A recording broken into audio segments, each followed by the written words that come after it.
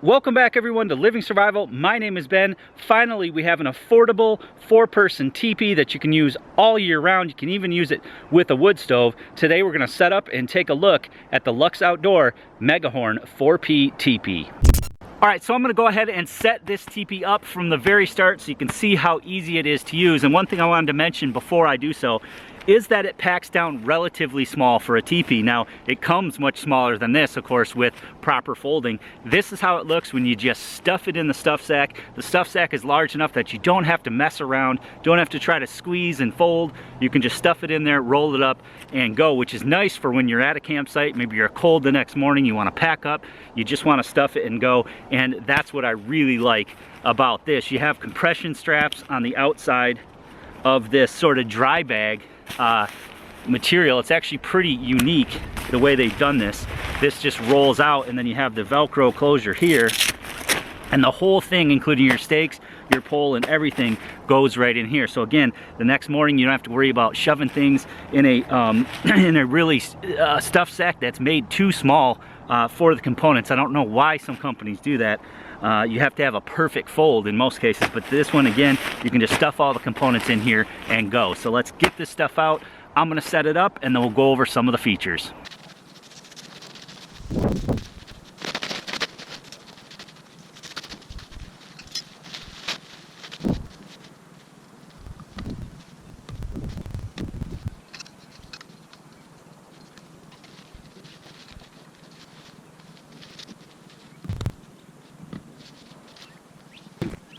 One of the pros right off the bat is how simple this shelter is to set up. Now, other teepees will have you do the step back method.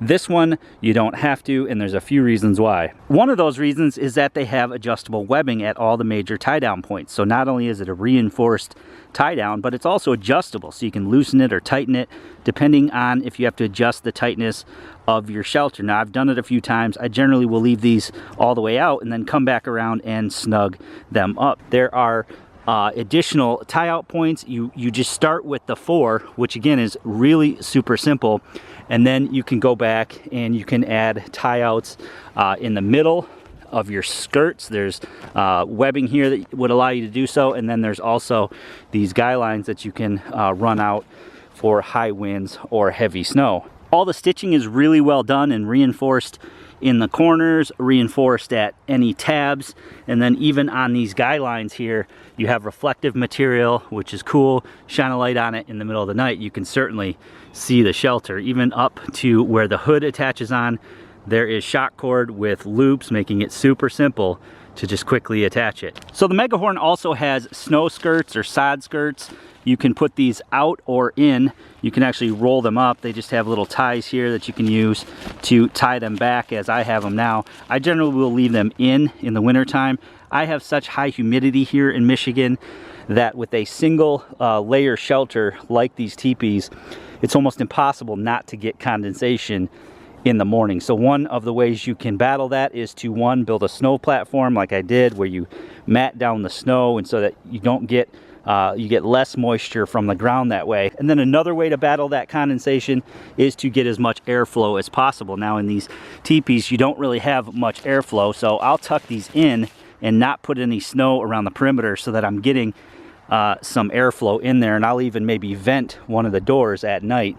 Now, if you wanted to keep the shelter super duper warm and didn't really care about the condensation, or you're running a wood stove, which is gonna dry it up, you could put those skirts out, pack snow on top of them, and shut your doors, and you'd be super, super warm. Up top at the peak, you have this hood, which you can leave open like I do, again, to get that increased airflow, or you can go ahead and sort of envelope that shut and keep more of that heat inside. When I'm running a wood stove in these 4-person shelters, it gets upwards of 90 to 100 degrees. So a little bit of airflow through the bottom and through the top really helps out to keep that air moving, to eliminate a risk of carbon monoxide, and also to cut down on that condensation. So running a wood stove is going to help the inside of the shelter dry, but they also do have an inner tent that you can purchase, as well as a bathtub floor.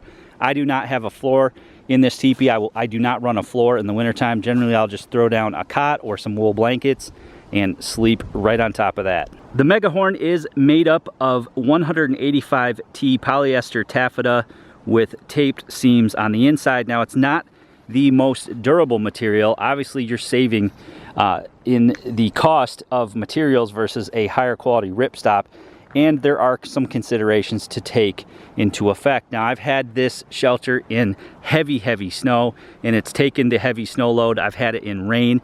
It has not leaked one bit, but I did rip the shelter. Now, I had some logs down at the bottom. I was feeding my wood stove, and one of the sticks happened to poke through. Now, this not being ripstop material, instead of a little hole, it went ahead and it will just continue to rip, as you can see there. So I'll have to put some tape on that.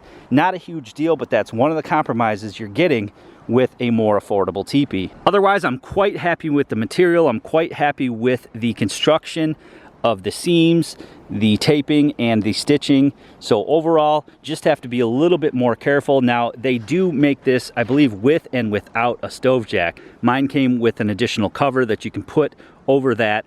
If you're not going to be running a stove, you can just unvelcro this, and then you can velcro on the panel that they also give you. It's nice that they give you a little rain flap here. Now, you are going to get a little bit of water down there, but it's going to hit your stove and it's going to burn right off. Now, I really like the placement of this versus coming out the center of the shelter. In other teepees with my stove next to the center pole, especially in these smaller 4-man teepees, it can be hard to move around on the inside without touching that stove or touching the pole and burning yourself. So I like that this is offset a little bit, that you can keep the stove off to one side and you can sleep 2 people on the other side. Now, this teepee will sleep 4 people without a stove. You could get 4 sleeping bags parallel to each other in there, or what I found is 2 people on one side, and then again the stove and your equipment on the other side. The Megahorn has 2 doors, one on each side, and also has an inner no-seam mesh, which is nice. So you can unzip the outer door,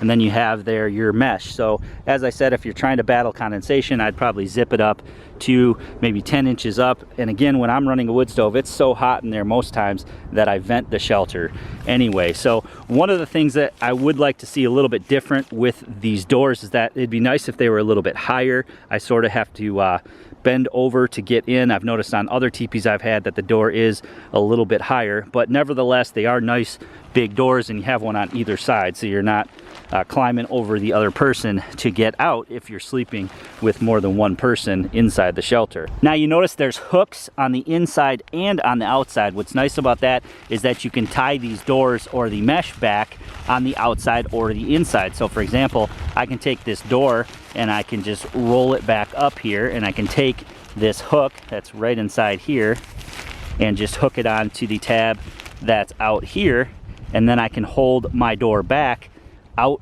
of the way. You can also do it from the inside by rolling the mesh either outside or inside. So again, they've thought of little things like that that make it really nice not to have to struggle to have your door flapping in the wind, or worse, flapping into your wood stove and burning. All right, let's head on in and I'll show you some of the features inside. And now there is plenty of room in here. I believe it's 7 foot 2 inches tall. So right now I am standing at the center of the teepee.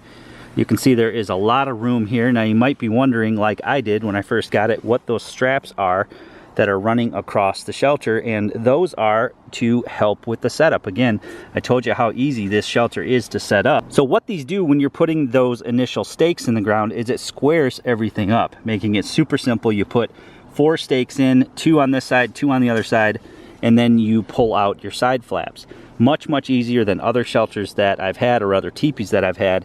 And then they're on buckles so that you can go ahead and remove them once the shelter's set up. So it's going to be sort of hard to capture how much space is in here without a wide angle camera, but you can see I love the stove jack placement. It's off to the side so that my stove's going to sit over there instead of right here in the middle, meaning that I can sleep 2 people comfortably. Plenty of room over here for 2 sleeping bags, 2 people, and then you can put your gear in your stove on this side with plenty of room, versus the stove being right here where you almost have to sleep 1 on that side, 1 on this side, and then the stove's right in the middle. Again, all the seams on the inside are seam sealed from the factory, which is nice. One more step you don't have to do, and other than a little bit of condensation, which again is normal for a single layer shelter, this thing does not leak one bit. Up top there's this mesh which you can go ahead and shut if you want. I leave it open, and then there is loops, I believe 6 different loops that you could use to hang a lantern off of or hang gear. You could hang cordage down and hang your hat and gloves so that they dry off. Obviously the top of the shelter is where most of the heat is going to be. Now you can see with these flaps, the snow skirts tucked in, I'm getting air all around the perimeter, which again doesn't bother me one bit. Once you get that wood stove fired up, it's going to be nice and toasty in here. Here's another angle. Again, you can go ahead and remove the straps once you have it set up. They really do help with getting everything squared up. But you can see, without a stove, you'd be able to put 4 people in here very easily. With a stove, I'd say 2 people and gear. You can easily get a cot in here. I've had my cot set up in here. So again, you can go from a very simple setup to putting in more stakes in between each section there, or you can even tie out the guy lines. Now, I had this shelter set up for about a month in all conditions, really heavy winds, some rain, some really heavy snow. Now, obviously it's a good idea to shed that snow every day.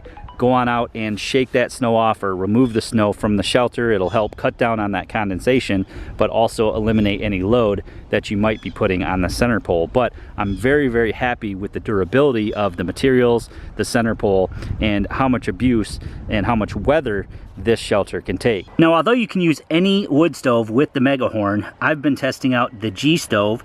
They sell this particular stove on their website, and it is a fantastic stove. So look forward to a future review on that. So a lot of bang for the buck with the Megahorn, a lot of pros, and just a few cons that you get with the lower price, such as the lower quality fabric not being ripstop.